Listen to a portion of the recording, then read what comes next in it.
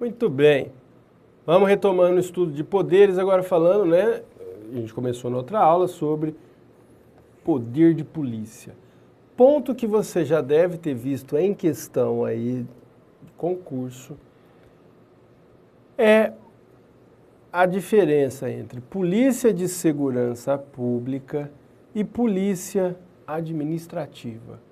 Tem diferença? É a mesma coisa? Tem diferença, gente. Não é a mesma coisa. Então, lembra que eu disse, a polícia de segurança pública é essa de combate, de prevenção, de repreensão a crimes, né? Nós não cuidamos de crime no direito administrativo, na polícia administrativa. O foco muda. O foco da polícia administrativa é a limitação, o objetivo ali na polícia administrativa é a limitação ao exercício de um direito. Já o da polícia judiciária é a responsabilização do infrator. Ela busca o indivíduo que cometeu o crime. O objeto dela é ele ali, na verdade. Ela quer descobrir a materialidade e a autoria do crime. E aí ela vai em cima do infrator. A polícia administrativa não, é o condicionamento ou a limitação ao exercício de um direito. Outra diferença, a polícia administrativa é regulada pelo direito administrativo. A polícia judiciária é regulada pelas normas penais. Isso às vezes gera muita confusão, mas tem que ficar claro assim, ó. Imagine, vamos imaginar no trânsito. Sabe que pelo Código de Trânsito, a atividade de fiscalização pode ser delegada à Polícia Militar, mediante convênio aí. Você vê que muitos municípios, existe um convênio entre o município e a Polícia Militar para que a Polícia Militar possa fiscalizar o trânsito na rua.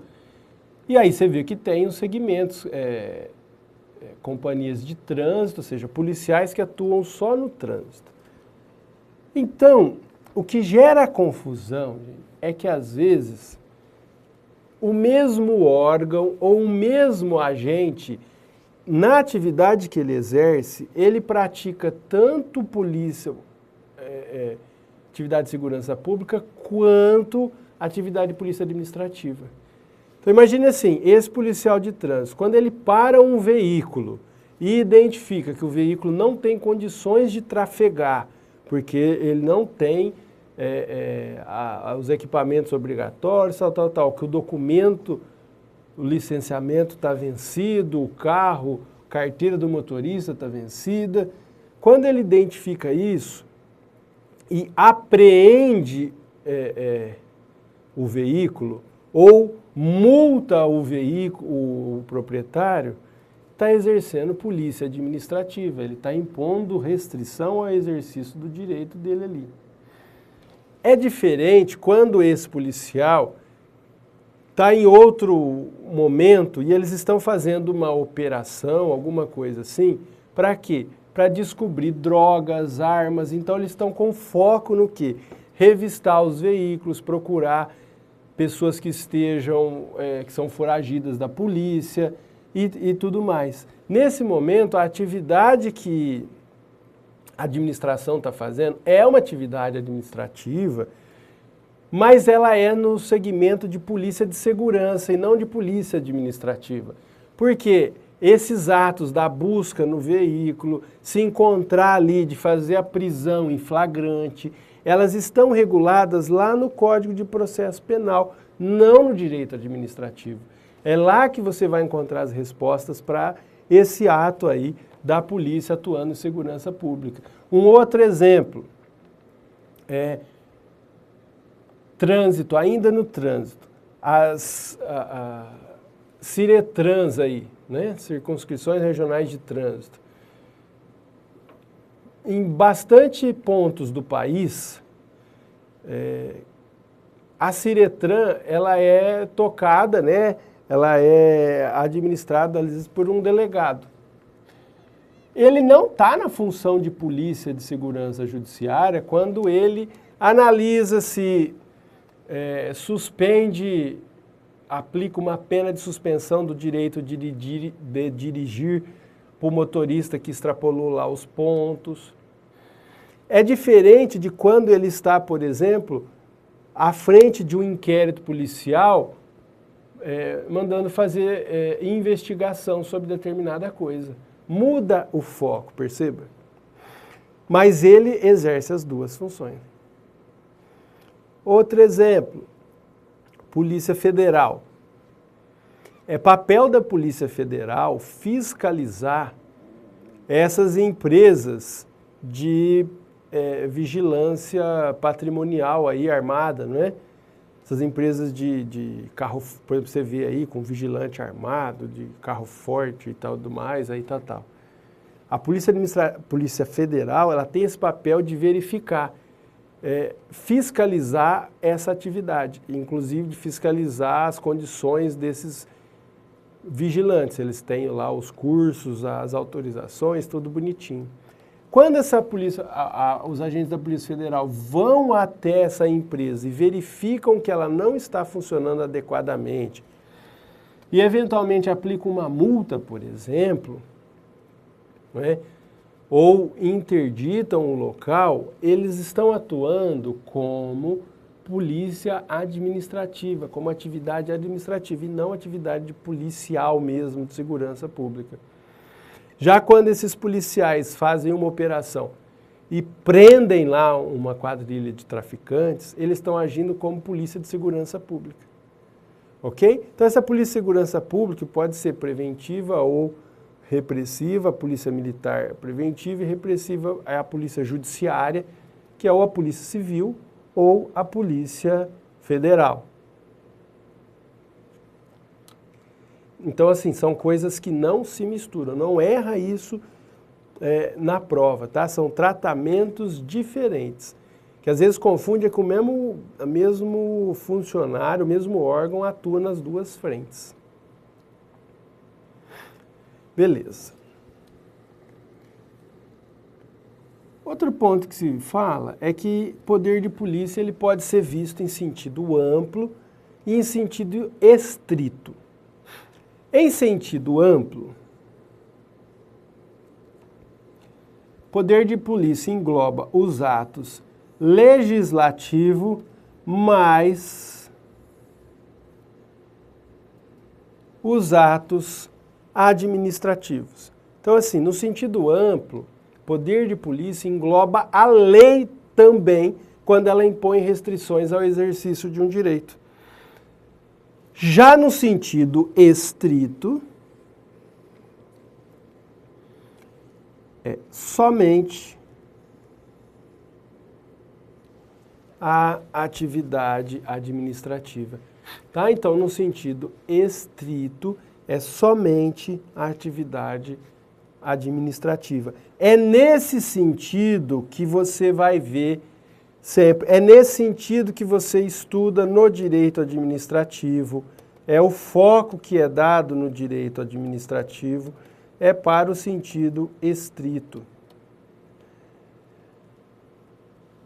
Mas você tem que lembrar que tem amplo e estrito para não errar em questão bobinha, né? Muito bem.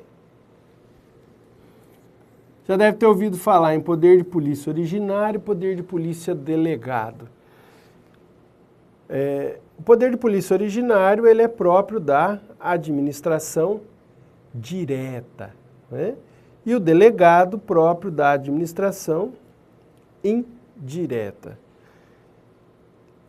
Até aí falar, tudo bem, na verdade o poder de polícia é do próprio Estado. Só quando ele faz pela própria administração direta, ele é considerado originário, porque a administração direta tem o fundamento de existência dela na Constituição, e o da indireta seria o delegado que ela transferiu para ele, né? Que na verdade seria mais uma outorga do que delegação, mas tudo bem.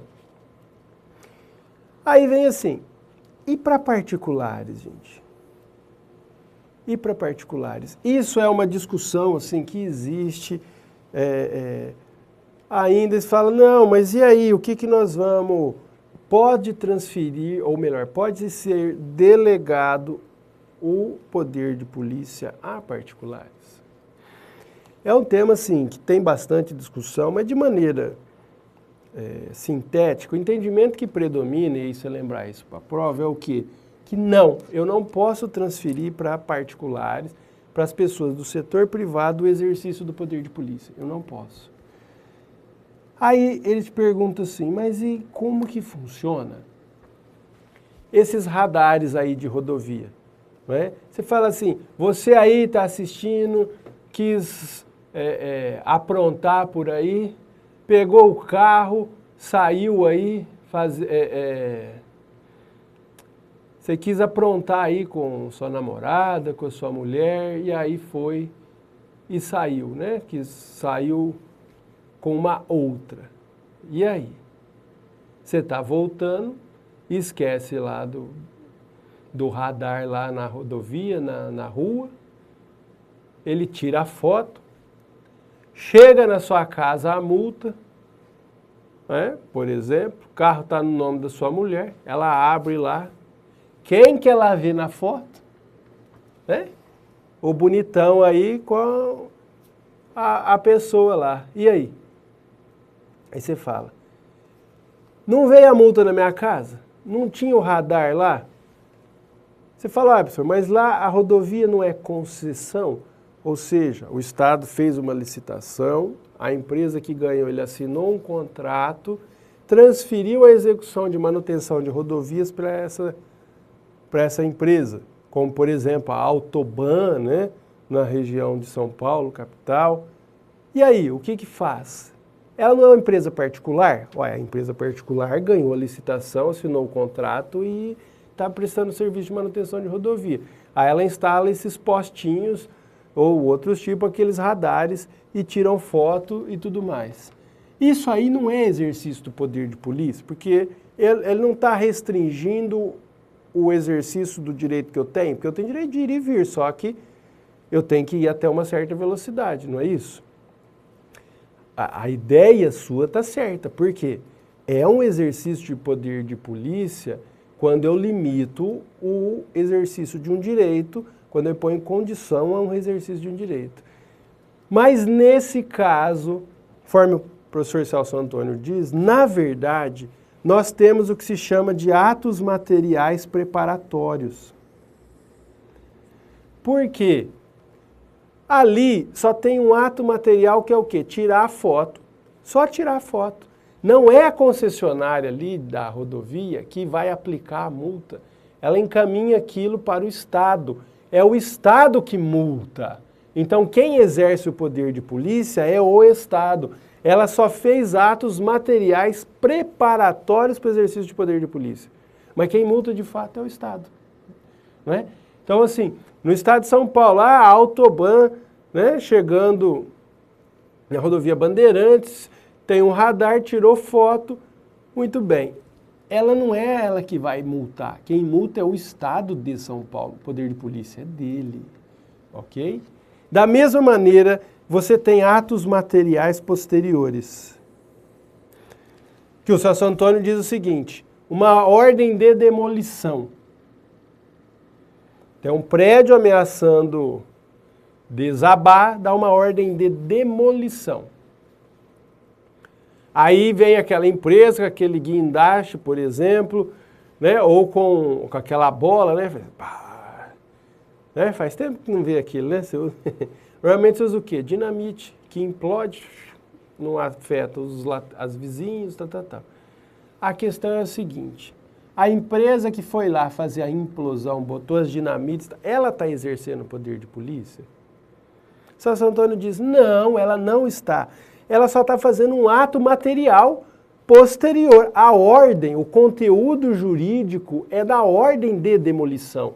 A ordem de demolição é que é o ato de polícia. Por quê? É a ordem de demolição que tem conteúdo jurídico. É ali que eu impus a restrição ao exercício daquele direito dele que estava ali de ter o imóvel. Tudo bem? Tá, então assim, quando esses atos materiais sejam preparatórios ou posteriores, isso não é ato de polícia, segundo aí Celso Antônio, e é essa posição que predomina aí, que não transfere para particulares, não se transfere para particulares o exercício de polícia administrativa. Ok? Tudo bem? Tá jóia. Exemplos aí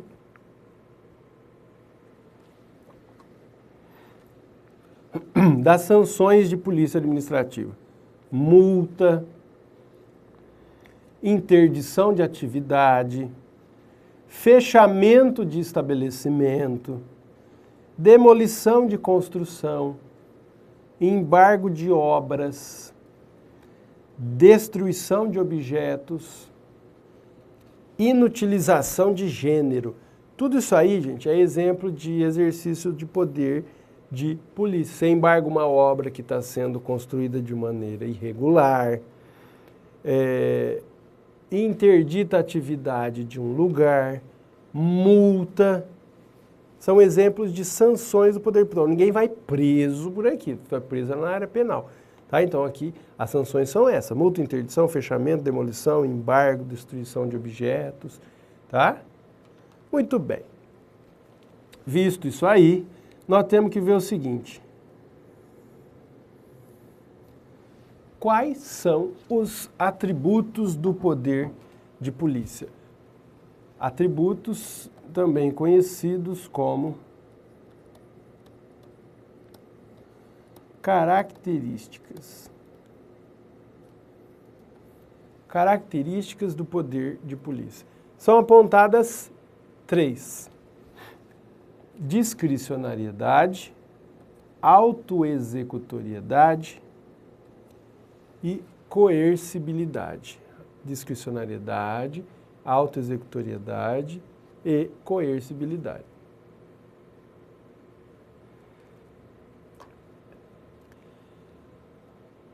A discricionariedade só costuma apontar que, em regra, o poder de polícia ele é discricionário. Você fala assim, mas o poder de polícia não impõe limite à restrição de alguém, impõe limite à restrição ao exercício de um direito de alguém? Como assim que ele é discricionário? Eles dizem, ele é discricionário por quê? Porque, por exemplo, a fiscalização, ela em regra escolhe quando ir, que lugar ir.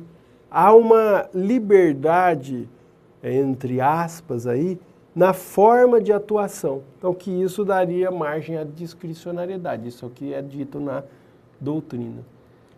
Mas ele pode ser vinculado também. E, na verdade, imagine assim, ó, aquele exemplo que eu dei do ato de polícia referente ao município de dar a licença para construir. Essa licença para construir, ela é manifestação do poder de polícia de forma discricionária ou de forma vinculada? Por que você fala? Uma vez que você apresentou todos os documentos que a lei municipal exige para requerer a licença para construir, você trouxe, eu trouxe a planta, na planta está tudo detalhadinho, estou com o recuo igual da lei, tudo igualzinho. O administrador pode ou não escolher? Lógico que ele não pode escolher, porque nesse caso a atividade é vinculada, né? Ele, obrigatoriamente, a pessoa preenchendo os requisitos, ele vai, preenchendo os requisitos, ele vai ter que praticar o ato. Então, aí, nesse caso, é vinculado. Até porque é licença. Aliás, até nisso, o que se costuma apontar é o quê? Que quando o ato é praticado por licença, ele é vinculado. Quando ele é praticado por autorização, ele é discricionário.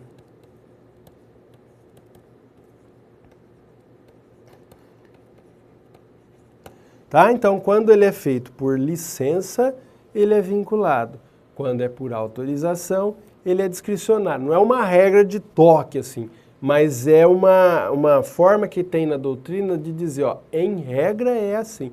Normalmente é. Se é feito por licença, Muito bem. Aí eles exemplificam, a autorização para porte de arma seria uma manifestação do poder de polícia e que ela não é obrigada a conceder mesmo se a pessoa preencher lá os requisitos de idade e tal, né? Tem requisitos mais subjetivos. Então, essa é a ideia. Em regra, o ato de polícia é discricionário quanto ao momento de ir fiscalizar, mas não existe discricionariedade se identifica que tem irregularidade no local. Ele tem que atuar, obrigatoriamente. Ok? Muito bem. Segundo atributo é a conhecida autoexecutoriedade. Pela autoexecutoriedade, a administração pública executa diretamente os seus atos. Pela autoexecutoriedade, a administração pública executa diretamente os seus atos. Como assim, professor? Você veja do seguinte: se tem um remédio vencido na farmácia, o fiscal está andando lá e ele identifica. Ele precisa pedir ordem judicial para fazer a apreensão daquele remédio? Não. Por que não?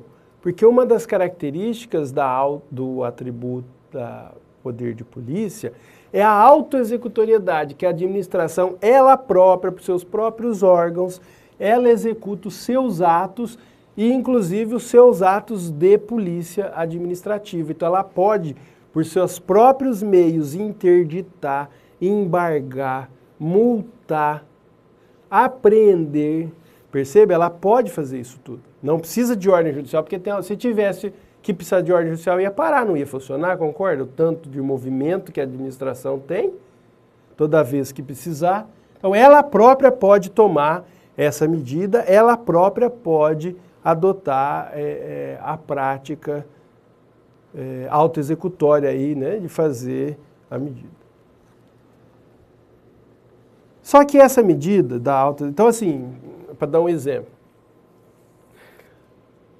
você está vendo lá você já deve ter visto na televisão que aí passa na época das festas e tal, a rua 25 de março em São Paulo.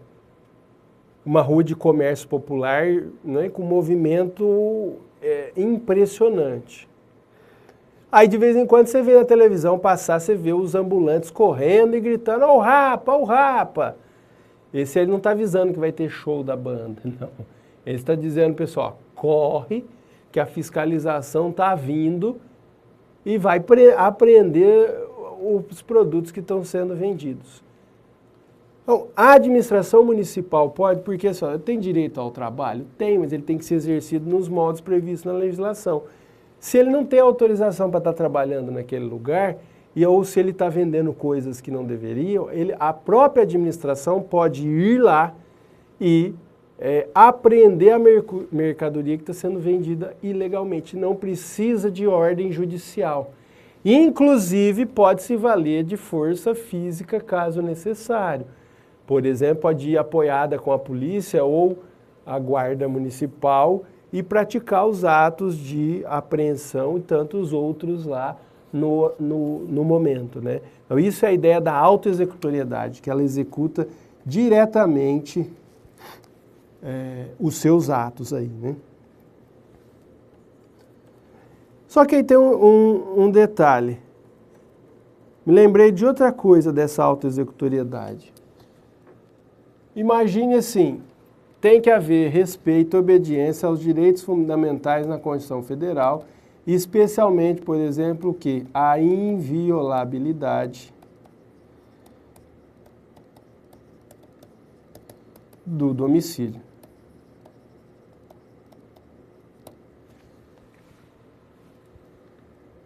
Não só, põe igual na lei, né? Da casa. Por que eu estou querendo fazer isso? Imagine o seguinte, o fiscal chega lá no açougue e ele vê a mercadoria estragada. Ele vê aquela carne vermelhinha, tal, mas com coisas brancas, se movimentando, né, em cima dela ali. Ele fala, meu Deus, né? Ele vai apreender aquilo ali. Não precisa de ordem judicial. Ele mesmo, a administração pública, pode ir lá e apreender. Ok? Só que o detalhe que existe aí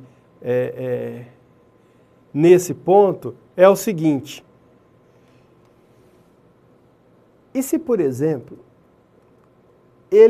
o fiscal, o dono do açougue, vê que o fiscal passou na outra, ele está na mesma rua, e está vindo para cá.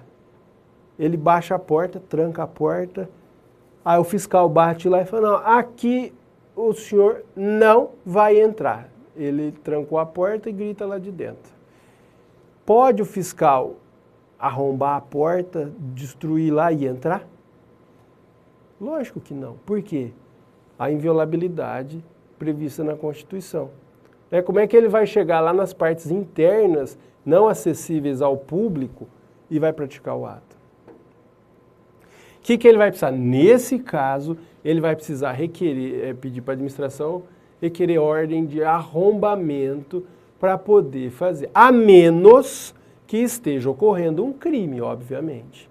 Porque lembra que a inviolabilidade do domicílio, da casa, ela existe, mas ela não é observada no caso de desastre e no caso de estiver ocorrendo crime em flagrante. Então, assim, se ele estiver vendendo mercadoria nesse estado que eu falei, isso é crime. Né? Então, aí ele vai poder arrombar e apreender e fazer tudo. Mas se ele não sabe se isso existe, ele não vai arriscar. Então, aí, nesse caso, teria que ter ordem judicial para violar o domicílio quando não for permitida a entrada da fiscalização. Né? Ok? Muito bem. Quando existe essa autoexecutoriedade? Só quando prevista em lei ou quando se tratar de situação de urgência. Só quando previsto em lei ou quando se tratar de situação de urgência. Então, pessoal, previsto em lei, interditar o estabelecimento ali que está funcionando em condições irregulares. Ou uma medida de urgência, por exemplo, imagine que chegue na onda agora que tem aí, chegue um avião e se tem a notícia que nesse avião alguns passageiros estão contaminados por ebola, pelo vírus do ebola. O avião vai pousar no aeroporto, as pessoas vão descer, misturar com o resto, pronto. Já era, não é? Então, o que é possível numa situação de urgência dessa? O pessoal da área de saúde já não autorizar a descida de todos aqueles passageiros que aguardem, colocá-los em quarentena, mesmo contra a vontade deles, infelizmente, em locais para não permitir a disseminação da doença. Vocês internados em quartos isolados, tal. Isso é uma medida de urgência que tem que fazer, porque senão vai colocar em risco a sociedade como um todo. Eles têm os direitos individuais de irem para lá e para cá, mas nesse caso eles vão sofrer restrição por conta da tutela do interesse público. Né? Ainda em relação à autoexecutoriedade, temos que falar a respeito da multa. Então imagine que o fiscal da Vigilância Sanitária, o Lineu Silva, entrou lá no restaurante e achou um monte de coisa irregular. Ele foi lá e fez um monte de multa. Precisa de ordem judicial para ele multar? Não. Beleza. Aí chegou as datas de vencimento, o dono do bar lá pagou a multa? Pagou não. E aí? Pode a administração ir lá e cobrar a multa na marra? Pegar os bens dele do restaurante e levar para o poder público? Não. Então, em relação à multa, a aplicação da multa, você tem autoexecutoriedade. Existe autoexecutoriedade na aplicação da multa. Tá? Então, existe auto-executoriedade na aplicação da multa. Mas não existe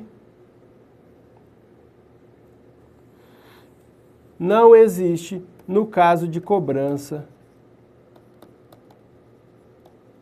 resistida, ou seja, não existe quando a pessoa não quer pagar, que ela impõe restrição ao pagamento. Então, assim, é a mesma coisa, execução. Você não paga, a prefeitura te aplica uma multa. Não está agora, nós estamos nessa época de racionamento de água e que você tem que, de fato, economizar água. E aí estão sendo aplicadas multas em muitos municípios aí. O município precisa de ordem judicial para aplicar a multa porque estava esguichando água no carro lá? Não.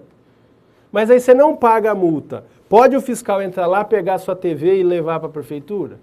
Também não. Aí, nesse caso, não tem auto-executoriedade quanto à cobrança resistida da multa. O que vai ter que fazer nessa hipótese? Nessa hipótese, o município vai ter que te ajuizar uma execução fiscal, ou seja, ele vai ter que usar dos meios judiciais para cobrar a multa de você, né? Isso aí não vai ter jeito, ele não pode ir na mão grande.